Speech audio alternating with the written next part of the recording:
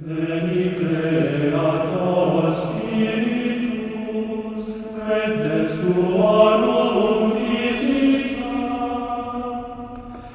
implesut verba gratia. Hi, I'm Peter Adamson, and you're listening to the History of Philosophy podcast, brought to you with the support of the Philosophy Department at King's College London and the LMU in Munich. Online at www.historyofphilosophy.net. Today's episode, No Uncertain Terms, 13th Century Logic. Whatever you think of Bill Clinton's performance as U.S. President, you cannot deny that he would have made an excellent scholastic philosopher. Admittedly, the monastic lifestyle might have presented him with some difficulties, but Clinton was able, in the midst of a cross-examination, to come up with the line, "It depends upon what the meaning of the word is." Clearly, this is a man who would have been right at home in a medieval disputation. Clinton's ease with such fine distinctions was acquired through his training in law, another reason to think he would have found the medieval university a congenial setting. But the medievals who really got to the bottom of the meaning of the word is, and quite a few other words into the bargain, were those who taught and wrote about logic. With today's look at this topic, I'm kicking off a mini-series devoted to developments in several departments of philosophy during the 13th century. Episodes on natural science, the soul, metaphysics, and ethics will set the table for the feast of philosophy that comes in the works of major figures like Roger Bacon, Bonaventure, Albert the Great, Thomas Aquinas, Duns Scotus, and Henry of Ghent. Along the way, we'll whet our appetite by sampling the ideas of some lesser-known figures whose historical impact far exceeded their present-day notoriety. The 13th century was a time of great intellectual upheaval, as new ideas from Aristotle and the Islamic world reshaped all philosophical disciplines. Nowhere was the impact of these sources more immediate or far-reaching than in logic. The result was the greatest period of development in this discipline between the invention of logic by Aristotle and the work of Gottlob Frege in the 19th century. Of course, logic had been a standard part of the curriculum for centuries already, in the guise of dialectic, one of the arts covered in the Trivium. And Aristotle was already central to the study of dialectic during the 12th century. So the change was not a sudden rediscovery of Aristotelian logic as such. It was rather the expansion of the logical works now available and the increase in the number and sophistication of logical textbooks and commentaries. To mark this distinction, the medievals themselves referred to the Aristotelian texts that had long been available in the translations of Boethius as the Old Logic, whereas the works that had become available more recently were called the New Logic. It may seem perverse to call equally ancient things old and new, but as Bill Clinton might put it, sometimes it depends upon what the meaning of the word new is. We can already see this process of recovering Aristotle in John of Salisbury, that most well-read man of the 12th century. Along with his pioneering political treatise, the Polycraticus, John composed another work with a Greek-style name, the Metalogikon. At the outset of the work, he announces that he is taking issue with a man he calls Cornificius. The gesture is a typical sign of John's antiquarian literary taste. Cornificius was a critic of Virgil, whose name is being borrowed for the occasion. Whoever he really was, John's opponent didn't like the arts of the Trivium. He dismissed dialectic as pointless, probably because of the poor teaching he received. John describes how classes would become so consumed with pedantic complexity that participants would bring along a bag of peas, counting them out one by one to keep track of multiple negations. Cornificius was thus led to adopt the opposed view that whatever is useful in the study of language and argument can be learned quickly and easily. Against him, John argues passionately that the arts of the Trivium are anything but trivial. Without grammar, one cannot use words properly. Without rhetoric, one cannot use them eloquently. And without dialectic, one cannot pursue philosophy itself.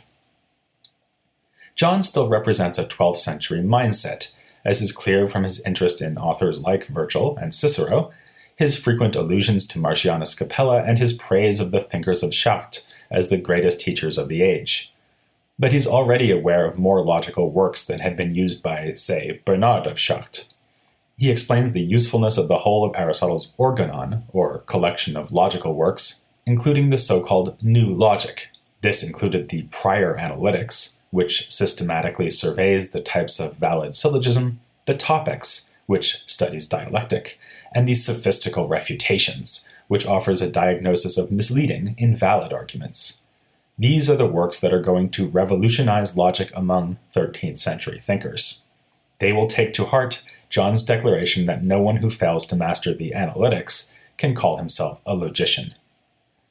Before the student of logic can proceed to the syllogistic arguments of the analytics, though, he will first need to learn about the parts of arguments. These parts will be the individual premises of syllogisms, and even more basically, the terms that appear in those premises.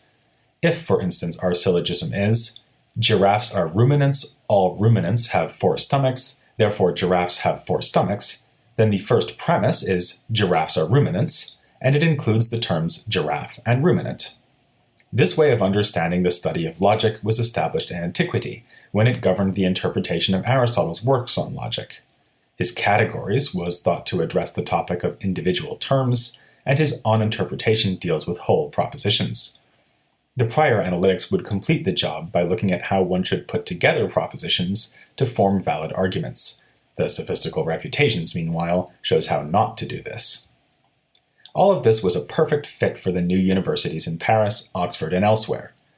Since students were so often asked to participate in disputation, it was urgent that they master the skills and rules of argumentation. That included being able to spot bad argumentative moves made by your opponent, which is where the study of sophistical arguments came in. Actually, there's a chicken and egg problem here. Were the schoolmen so interested in logic because of their educational culture? Or did that culture only develop because of the availability of Aristotle's entire logic? There is truth in both alternatives. Disputation was already a feature of 12th century education, but 13th and 14th century logic reached new heights of technical sophistication thanks to the encounter with Aristotle. In the first half of the 13th century, progress was made especially in understanding individual terms. For this reason, the logicians of this period are credited with devising what is called terminist logic. This is not to say that their writings dealt only with terms, only that the sections they devoted to terms contain their most innovative proposals. 2 particularly important early terminists were William of Sherwood and Peter of Spain. Active in the 1230s and 40s, they both wrote overviews of logic, with substantial sections devoted to the analysis of terms.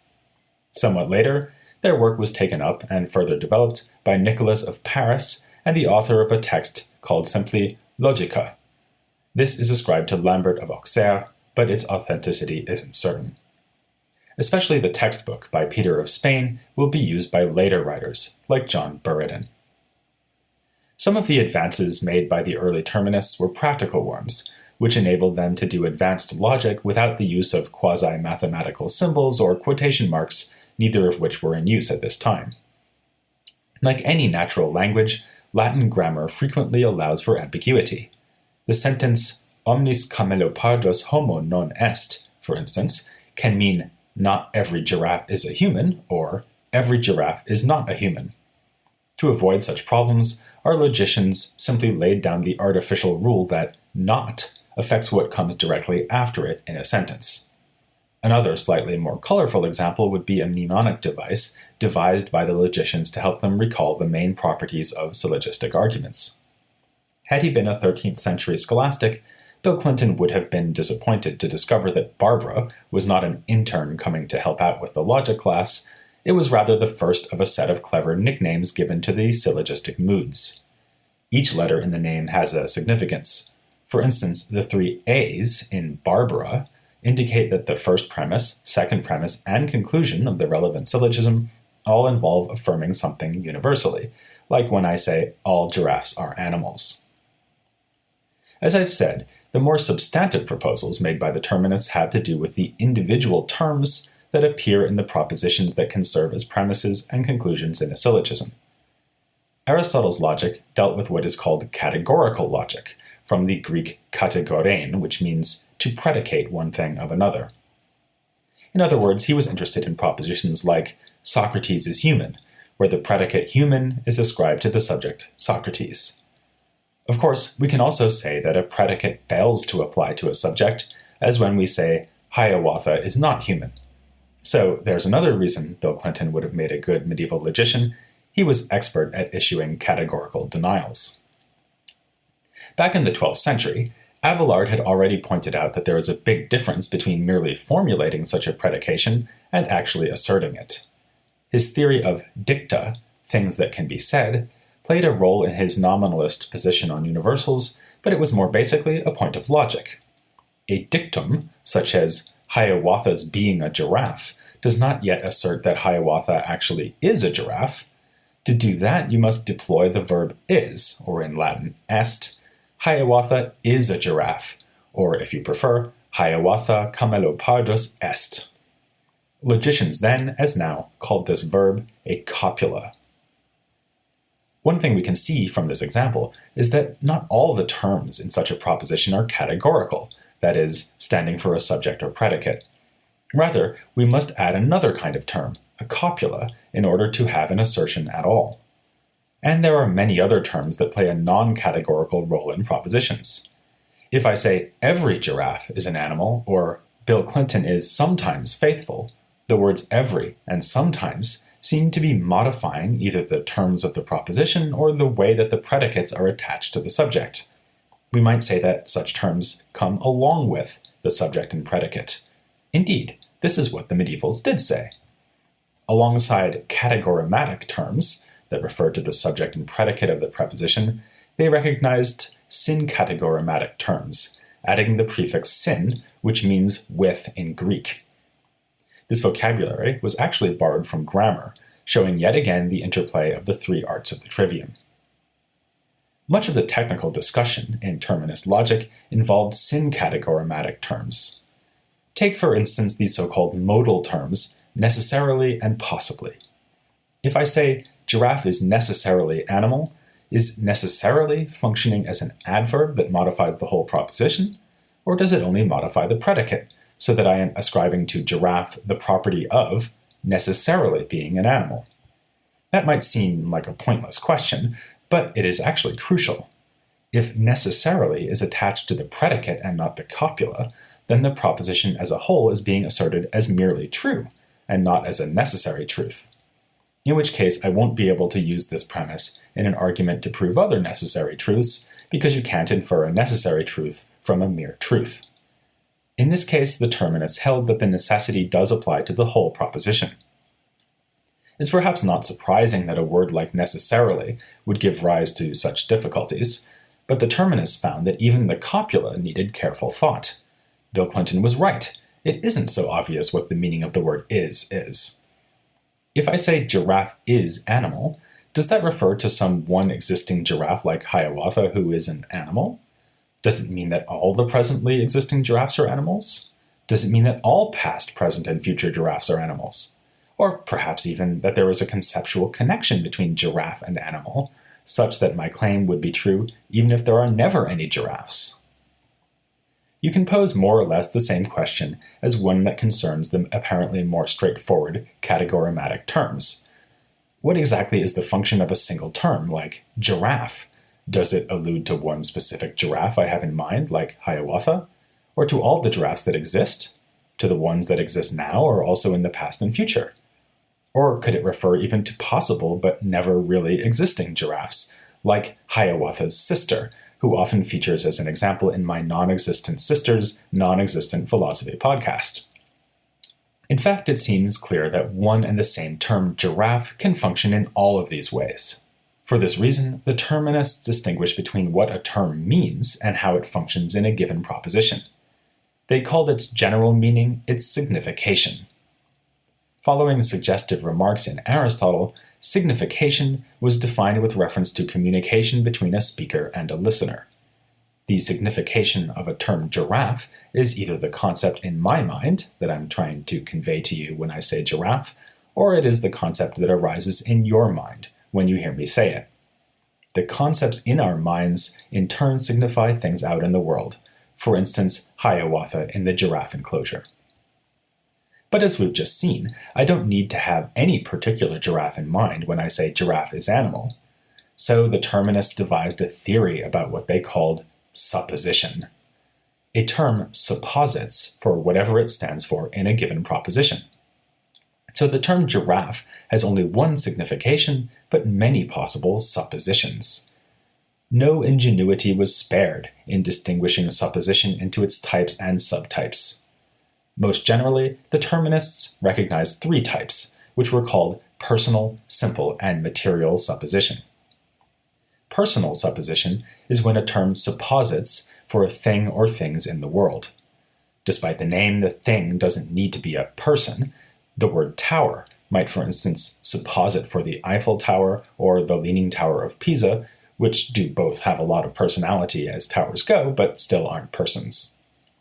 Our authors further distinguish between types of personal supposition in order to clarify which giraffes I am referring to when I say giraffe. I can, for instance, use the word to refer only to one giraffe, like Hiawatha, and then I am using discrete supposition. Equally, I can use the same term to refer to all giraffes, which is distributive supposition. What if I am not referring to any giraffes in particular, but just to the basic concept of giraffe? In that case, I am using what the terminists called simple supposition. William of Sherwood's example is, human is a species. Obviously, this isn't a case of personal supposition at all, since it isn't as if Bill Clinton or any other human is a species. In addition to personal and simple supposition, the third and final type is illustrated by propositions like, human has 5 letters. Here, I am referring neither to particular humans nor to the species human, but to the word itself. The terminists express this by saying that I am engaging in neither personal nor simple supposition, but material supposition. What's the point of all this? Most basically, the terminists are trying to keep track of what we are and are not committing ourselves to when we say things. An important benefit of this is that we can thereby avoid making fallacious inferences. As they again spared no ingenuity in pointing out, many fallacies are invalid because they use the same term twice, but with 2 different kinds of supposition. This was something already recognized in antiquity, albeit with much less systematic rigor. For example, Augustine warned against the following tricky argument. You are human. Human is made up of 2 syllables. Therefore, you are made up of 2 syllables. This would be an example of a fallacy that arises because one moves from personal supposition to material supposition. The first premise is about you, the second premise about the word human. In this case, spotting the mistake is pretty easy, but the terminists explored more difficult cases too. For instance, how can it be true to say, pepper is sold here and in Rome, if there is no particular peppercorn that is sold in both Munich, where I am now, and in Rome? Various solutions were offered here, for instance, by saying that the proposition involves a special kind of unfixed, simple supposition. But supposition theory wasn't only a tool for avoiding mistakes. It also provided a context for arguing over numerous important philosophical issues. For example, we can now recast the problem of universals as one about the supposition of terms. If I say red is a color, what is the term red suppositing for, and why is my statement true?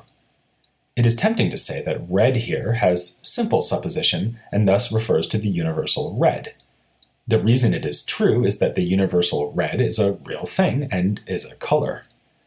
Of course, this interpretation would be unacceptable to those thinkers who, in the tradition of Peter Abelard, insisted that nothing real can be universal. Thus, in the 14th century, the nominalist John Buridan is going to argue against distinguishing simple and material supposition. Since the universal is actually just a name, saying something like human is a species or red is a color is actually a statement about the word human or the word red. The work of the terminists also raised problems that belong to what we would nowadays call philosophy of language. Take, for instance, the question of how a term comes to have the supposition that it has. A novel and philosophically exciting feature of the terminist theory is that a term's supposition is a function of the proposition in which that term appears. Adding syncategorematic terms can change the supposition of the term. Imagine, for instance, that I take the proposition giraffes are tall and add the word always to get giraffes are always tall. I thereby extend the scope of, or as the medievals said, ampliate, the term giraffes, so that it supposits for the giraffes that exist in the past and future, and not just for the ones that exist now. On the other hand, if I add the word blue and say blue giraffes are tall, I restrict the term giraffes to only those giraffes that are blue. The reason this is exciting is that it suggests a general theory about language. What determines the supposition of a term is its context. There was in fact debate about this suggestion in the 13th century. Some logicians, especially in Oxford, thought that supposition was indeed a function of context. Others, especially in Paris, held that each term has a natural supposition all by itself, which can be altered by its context to produce what they called accidental supposition. A final thing to note about logic in the first half of the 13th century is that despite their focus on terms and predications, these authors realized that their logic needed to go beyond what they could find in Aristotle. Here, there is indirect influence from Stoic logic, mostly via Boethius. The Stoics had not added much to Aristotle's pioneering work on categorical syllogisms, but had explored other kinds of inferences, for instance those involving if-then statements. Just like the late ancient Aristotelians, the medieval logicians were loath to admit that Aristotle had dropped the ball when it came to these inferences. Instead, they tried to show how Aristotelian logic could be extended to handle them, thinking of something like an if-then statement as a molecular proposition made up of two atomic statements, both of which are predications. An example might be, if Hiawatha is a giraffe, then she is tall. Here the if and then simply link to predications. This can be handled easily enough within the terminist system by treating if and then as syncategorematic terms, and then giving appropriate truth conditions for the molecular propositions that involve them. They did something similar with the more basic problem of propositions that seem to involve no predication at all. A statement like Hiawatha runs would be analyzed as a concealed predicative statement. Hiawatha is running. We ourselves are now running out of time. Indeed, given the topic of this episode, you might say that we are like a US president in his 8th year, coming up against term limits. So I'm going to leave it there for now, but with a promise more reliable than you'd hear in any political campaign, we have much more to expect from medieval logic. And 13th century philosophy can stake a claim to achievements in a broad range of other philosophical areas too, a claim that is, unlike Bill Clinton, unimpeachable. Elect to join me next time as we continue our campaign with a discussion of the impact of Aristotle's physics on medieval natural philosophy, here on the History of Philosophy, without any gaps.